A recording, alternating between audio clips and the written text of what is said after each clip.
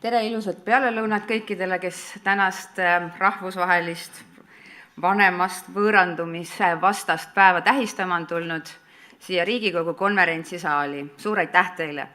Minu nimi on Heidi Purga, ma olen Riigikogu Reformierakonna fraktsiooni liige ja miks ma siin täna seisan lihtsalt taustainfoks teile, kui te olete üllatunud natukene, on sellepärast, et ma aitasin vahendada seda konverentsi siia Riigikogu konverentsisaali.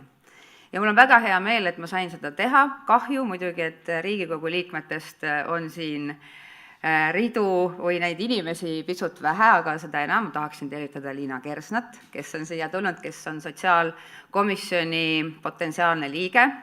Ja miks neid Riigikogu liikmeid siin nii vähe on täna, võib-olla on põhjus selles, et kõigepealt sattus see oluline päev istungivabale nädalale, aga teisalt ka sellepärast ehk, et Riigikogus pole veel ametlikult komisjone moodustatud, kuna valitsus asus ametisse alles mõni päev tagasi ametlikult, siis komisjonide moodustamine algab meil järgmisel nädalal.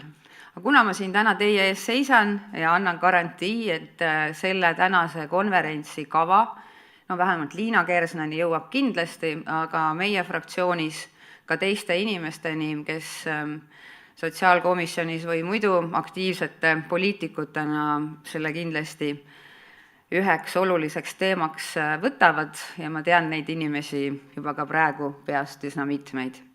Ma soovin teile ilusat ja tegusat päeva ja rohkeid tarku mõtteid ning ma loodan, et need poliitikud, kes sellest materjalist midagi edasi kanda saavad või midagi teie heaks teha saavad, on teile selle eest väga tänulikud.